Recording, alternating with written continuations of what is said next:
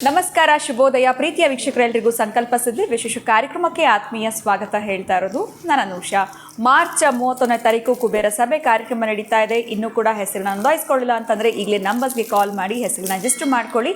ಇನ್ನು ಕಾರ್ಯಕ್ರಮದಲ್ಲಿ ನಮ್ಮ ಜೊತೆಲಿದ್ದಾರೆ ಸ್ಪಿರಿಚುವಲ್ ಗುರು ಡಾಕ್ಟರ್ ವಿಷ್ಣುದತ್ತ ಗುರುಜಿಯವರು. ಗುರುಗಳನ್ನ ಇವತ್ತಿನ ಕಾರ್ಯಕ್ರಮಕ್ಕೆ ಬರ್ಮಾಡ್ಕೊಳ್ಳೋಣ. ನಮಸ್ತೆ ಗುರುಗಳೇ, ಕಾರ್ಯಕ್ರಮಕ್ಕೆ ಆತ್ಮೀಯ ಸ್ವಾಗತ. ಒಳ್ಳೆದಾಗಲಿ ಅಮ್ಮ. ಗುರುಗಳೇ, ಸಾಕಷ್ಟು ಜನಕ್ಕೆ ಒಂದು ರೀತಿಯಾಗಿರುವಂಥ ಮೈಂಡ್ ಡಿಸ್ಟರ್ಬೆನ್ಸ್ ಇರುತ್ತೆ ಅಥವಾ ಒಂದು ರೀತಿ ಚಂಚಲತೆ ಅಂತಲೇ ಹೇಳ್ಬೋದು. ಯಾವ ಕ್ಷೇತ್ರನ ಆಯ್ಕೆ ಮಾಡ್ಕೊಳ್ಬೇಕು ಅಥವಾ ಯಾವ ಕೆಲಸ ಮಾಡಬೇಕು ಅನ್ನೋಂಥದ್ದೇ ಗೊತ್ತಾಗ್ತಿರೋದಿಲ್ಲ. ಎಲ್ಲ ರೀತಿ ಪ್ರಯತ್ನಗಳು ಪಡ್ತಿರ್ತಾರೆ, ಎಲ್ಲೂ ಕೂಡ ಸಕ್ಸಸ್ ಅನ್ನೋಂಥದ್ದು ಕಾಣ್ತಾ ಇರೋದಿಲ್ಲ. ಹೇಗೆ ಅವರ ಇದರಿಂದ ಹೊರಗಡೆ ಬರಬೇಕಾಗತ್ತೆ? ಒಂದು ಕೆಲಸ ಇದನ್ನು ಮಾಡಿದ್ರೆ ಜೀವನದಲ್ಲಿ ಉದ್ಧಾರ ಆಗ್ತೀನಿ ಅನ್ನೋದನ್ನ ಆಯ್ಕೆ ಮಾಡ್ಕೊಳ್ಳುವಂಥದ್ದಾದರೂ ಹೇಗೆ? ತುಂಬ ಜನಕ್ಕೆ ಇದಿರುತ್ತೆ, ಇದು ಮಾಡಲ್ಲ, ಯಾರೋ ಕ್ಲಿಕ್ ಆದ್ರು ಅಂದ ತಕ್ಷಣ ನಾವು ಆ ಕೆಲಸ ಶುರು ಮಾಡೋಣ, ನಮಗೆ ಯಶಸ್ಸು ಸಿಗುತ್ತೇನೋ, ಈ ರೀತಿ ಎಲ್ಲ ಆಲೋಚನೆಗಳು ಮಾಡ್ತಿರ್ತಾರೆ. ಇದ್ರ ಬಗ್ಗೆ ಏನು ಹೇಳ್ತೀರಾ ಗುರುಗಳೇ? ಓಂ ವಿಶ್ವಸ್ಮೈ ನಮಃ. ಪ್ರೀತಿಯ ಬಂಧುಗಳೇ, ನೀವು ಕೇಳೋ ಪ್ರಶ್ನೆ ಪ್ರತಿಯೊಬ್ಬರ ಮನುಷ್ಯನ ಜೀವನದಲ್ಲೂ ಕೂಡ ಬಹಳಷ್ಟು ಘಟನೆಗಳು ನಡೆದು ಹೋಗಿರ್ತವೆ, ನಡೀತಿರ್ತವೆ ಕೂಡ.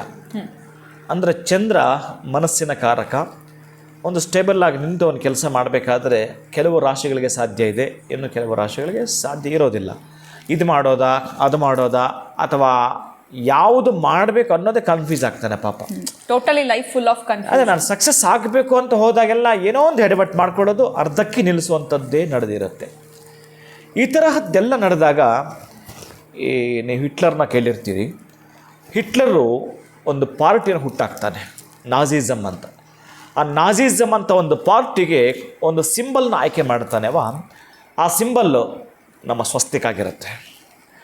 ನೀವು ಲೆಕ್ಕ ಮಾಡ್ಕೋಬೇಕು, ಒಬ್ಬ ಹಿಟ್ಲರು ಸ್ವಸ್ತಿಕ್ ಚಿಹ್ನೆಯನ್ನು ಆ ಪಾರ್ಟಿಗೆ ಸಿಂಬಲ್ಲಾಗಿ ಬಳಸ್ತಾನೆ ಅಂತಂದರೆ ಇನ್ನು ಅದರ ಆಳ ಅಗಲ ಉದ್ದ ಎಷ್ಟು, ಅದರ ಎನರ್ಜಿ ಎಷ್ಟು, ಅದರ ಪವರ್ ಎಷ್ಟು ಅಂತ ಆವತ್ತಿನ ಕಾಲಕ್ಕೆ ಅವನಿಗೆ ಗೊತ್ತಿತ್ತು ಕೂಡ. ಆದರೆ ಅವನು ಮಾಡಿಕೊಂಡ ಆ ಎಡವಟ್ಟು ಎಂತಹದ್ದು ಅಂತಂದರೆ, ಎಲ್ಲೋ ಒಂದು ಕಡೆ ನಾವು ಆ ಎಡಬಿಡಂಗಿತನವನ್ನು ತೋರಿಸ್ಬಿಟ್ಟು ಎಡವಟ್ಟು ಮಾಡ್ಕೊಳ್ಳತಕ್ಕಂಥದ್ದು ಹೀಗೇನೆ. ಅವನ ಸ್ವಸ್ತಿಕ್ ಚಿಹ್ನೆಯನ್ನು ಕರೆಕ್ಟಾಗಿ ಏನು ಮಾಡಬೇಕಾಗಿತ್ತೋ ಆಗೆಲ್ಲ ಮಾಡಿದ ಸರೋಗ್ತಿತ್ತು. ಅದೇ ಸ್ವಸ್ತಿಕನ ನೀವುಗಳು ತಪ್ಪು ಮಾಡ್ತೀರಿ ಎಲ್ಲೋ ಒಂದು ಕಡೆ. ಅವನ ನೇರವಾಗಿ ಇಡಬೇಕಾಗಿದ್ದ ಸ್ವಸ್ತಿಕ್ ಚಿಹ್ನೆಯನ್ನು ಸ್ವಲ್ಪ ಟಿಲ್ಟ್ ಮಾಡಿಡ್ತಾನೆ, ಸ್ವಲ್ಪ ಹೋರೆ ಮಾಡಿ. ಯಾವಾಗ ಆ ಟಿಲ್ಟ್ ಮಾಡಿ ಇಡ್ತಾನೋ ಅವನು ಕೂಡ ಆ ಪಾರ್ಟಿ ಬಹಳ ದೊಡ್ಡ ಮಟ್ಟದ ಹೆಸರು ಮಾಡಿದ್ದಂಥ ಪಾರ್ಟಿ ಈ ಚಿಹ್ನೆ ಟಿಲ್ಟ್ ಮಾಡಿ ಇಟ್ಟಿದ ಕೂಡಲೇ ಪತನವಾಗಿಬಿಡುತ್ತೆ. ಈಗ ನೀವು ಅಮೃತವನ್ನು ಅಮೃತವಾಗಿಯೇ ಸ್ವೀಕಾರ ಮಾಡಬೇಕು. ಅತಿಯಾದಾಗ ಏನಾಗುತ್ತೆ, ಅಮೃತ ಕೂಡ ವಿಷವಾಗಿ ಪರಿಣಮಿಸುತ್ತೆ ಅಂತ ನಾವು ತಿಳ್ಕೊಂಡಿರ್ತೀವಿ. ಅಂತ ಅಮೃತವನ್ನು ಆಗಲಿಕ್ಕೆ ಬಿಡಿ, ನೀವು ಅದನ್ನು ಬಳಸ್ಕೊಳ್ಳೋದೇ ಕಲ್ತ್ಕೊಳ್ಳಿ. ಅದನ್ನು ಬಳಸ್ಕೊಳ್ಳೋದೇ ಗೊತ್ತಿಲ್ಲ, ಅಮೃತವನ್ನು ಇಡ್ಲಿಕ್ಕೂ ನೀವು ಬಿಡ್ತಿಲ್ಲ. ಹೀಗೆ ಆ ಸ್ವಸ್ತಿಕ್ ಚಿಹ್ನೆ, ಈಗ ನಾನೇನು ಹೇಳ್ತೀನಿ, ಯಾರೆಲ್ಲ ಕೂಡ ಚಂಚಲದಿಂದ ಅಂತ ಕೂಡಿರ್ತಾರೋ ಅಂತಹ ಚಂಚಲವಾಗಿ ಯಾವುದೂ ಕೆಲಸ ಮಾಡೋಕ್ಕಾಗದೆ ವಿಲವಿಲಿ ಅಂತ ಒದ್ದಾಟ ಮಾಡ್ತಿರೋರಿಗೆ ಈ ಸ್ವಸ್ತಿಕ್ ಚಿಹ್ನೆ ಬಹಳ ಅದ್ಭುತವಾಗಿ ಕೆಲಸ ಮಾಡುತ್ತೆ, ಬಹಳ ಪವರ್ ಇರೋವಂಥದ್ದು. ಯಾವುದೇ ಕಾರ್ಯಕ್ರಮ ಪ್ರಾರಂಭ ಮಾಡಿ ಮುನ್ನ ಸ್ವಸ್ತಿಸ್ತ್ರೀ, ನೀವು ಯಾವುದೇ ಒಂದು ಸಂವತ್ಸರ ಹೆಸರೆಳಬೇಕಾದ್ರೂ ಕೂಡ ನೋಡಿ, ಸ್ವಸ್ತಿಸ್ತ್ರೀ, ವಿಜಯಾಭ್ಯುದಯ, ಶಾಲೆಯ ವಾಹನಶಕ ವರ್ಷಗಳು ಈಗ ಪ್ರಾರಂಭ ಆಗುತ್ತೆ. ಆ ಸ್ವಸ್ತಿ ಅನ್ನೋ ಪದದಲ್ಲೇ ಯಾರೆಲ್ಲ ದೇವತೆಗಳಿದ್ದಾರೆ ಅಂತಂದರೆ, ಒಂದೇ ಮಾತನಾಡೋದಾದರೆ ತ್ರಿತ್ರಿಂಶತ ಕೋಟಿ ದೇವತ, ಅಷ್ಟು ದೇವತೆಗಳ ಕೃಪೆ ಇರುತ್ತೆ ಅಲ್ಲಿಗೆ. ಅದಕ್ಕಾಗಿಯೇ ಅಂತಹ ಸ್ವಸ್ತಿಕ್ ಚಿಹ್ನೆಯನ್ನು ಈ ಚಂಚಲವಾಗಿ ಇರುವಂಥವರು ಯಾವುದೇ ಕೆಲಸದಲ್ಲಿ ಅವ್ರಿಗೆ ಬೇಕಾದಷ್ಟು ನೈಪುಣ್ಯತೆ ಇರುತ್ತೆ. ಆದರೆ ಅವನಿಗೆ ಯಾವುದು ಆಗಬಾರದ್ದೋ, ಅವನಿಗೆ ಯಾವುದು ಆಗಬರೋದಿಲ್ವೋ ಆ ಕೆಲಸವನ್ನು ಆಯ್ಕೆ ಮಾಡ್ಕೊಂಡು ಸೋತಿರುತ್ತಾನೆ. ಅವನ ನೈಪುಣ್ಯತೆ ಪ್ರಯೋಜನಕ್ಕೆ ಬಾರದಾಗುತ್ತೆ.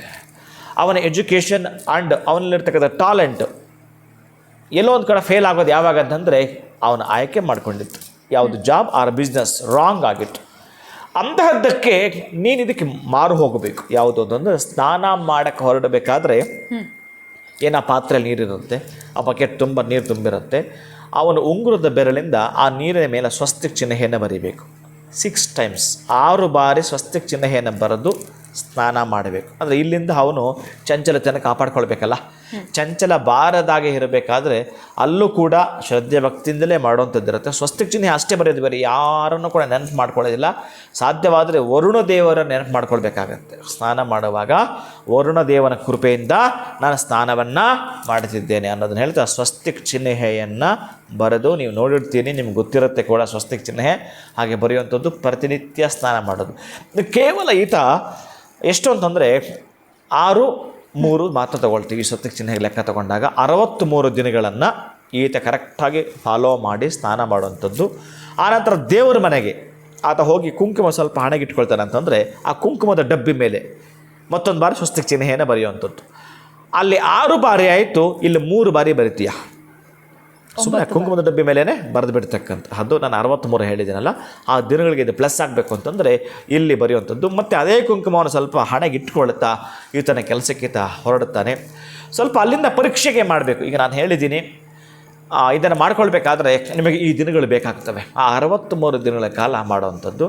ಆಮೇಲೆ ಪ್ರತಿನಿತ್ಯವೂ ಕೂಡ ಒಂದು ಸಣ್ಣ ಪೇಪರ್ ಮೇಲೆ ಸ್ವಸ್ತಿಕ್ ಚಿಹ್ನೆಯನ್ನು ಬರ್ಕೊಳ್ತಕ್ಕಂತಹದ್ದು. ಒಂದೇ ಒಂದು ಸ್ವಸ್ತಿಕ್ ಚಿಹ್ನೆ ಒಂದು ಸಣ್ಣ ಪೇಪರ್, ಒಂದು ಸಣ್ಣ ಚೀಟಿ ಮೇಲೆ ಬರ್ಕೊಳ್ತಕ್ಕಂತಹದ್ದು. ಯಥಾಶಕ್ತಿ ದಕ್ಷಿಣೆಯೊಂದಿಗೆ ಆ ಸ್ವಸ್ತಿಕ್ ಚಿಹ್ನೆಯನ್ನು ಯಾವುದೋ ನೀವು ಪ್ರತಿನಿತ್ಯ ಅಭ್ಯಾಸ ಇರತಕ್ಕಂಥ ದೇವಸ್ಥಾನಕ್ಕೆ ಹೋಗ್ತೀರಿ, ಆ ಹುಂಡಿಗೆ ಹಾಕ್ತೀರಿ, ಮಾಡ್ತೀರಿ. ಈಗ ಪ್ರತಿನಿತ್ಯ 3, ಒಂದು ಸ್ನಾನ ಮಾಡುವಾಗ, 2ನೇದು ಕುಂಕುಮ ಡಬ್ಬಿ ಮೇಲೆ, 3ನೇದು ದೇವಾಲಯಕ್ಕೆ ಹೋಗುವಾಗ ಒಂದು ಸಣ್ಣ ಚೀಟಿಯಲ್ಲಿ. ಯಾರು ಇದನ್ನು ಮಾಡ್ತಾರೋ, ಈ ತಂತ್ರದ ಪದ್ಧತಿಯನ್ನು ಮಾಡ್ತಾರೆ ಅಂದರೆ ಬಿಗ್ ಪ್ಲ್ಯಾನ್ ಇರುವಂಥದ್ದು. ದೊಡ್ಡ ಮಟ್ಟದ ಇಂಡಸ್ಟ್ರಿ ನಾನು ಹುಟ್ಟಾಕಬೇಕು ಅಂತಿದ್ದರೆ, ನಾನು ಅಥವಾ ದೊಡ್ಡ ಮಟ್ಟದ ಇಂಡಸ್ಟ್ರಿನಲ್ಲಿ ಎಲ್ಲ ಫೇಲ್ ಆಗಿದ್ದೇನೆ, ಚಂಚಲದಿಂದ ನಾನು ಹಾಳು ಮಾಡ್ಕೊಂಡ್ಬಿಟ್ಟಿದ್ದೀನಿ ಅನ್ನೋರಿಗೂ ಕೂಡ ಇದು ಅಪ್ಲೈ ಆಗುವಂಥದ್ದು. ಅಷ್ಟು ಅದ್ಭುತವಾಗಿ ನಿಮಗೆ ಕೆಲಸ ಮಾಡಿಕೊಂಡಿರ್ತಕ್ಕಂಥ ಸ್ವಸ್ತಿಕ್ ಚಿಹ್ನೆಯೇ ನಿಮ್ಮನ್ನು ಮೌನವಾಗಿ ಬೆಳೆಸುತ್ತೆ.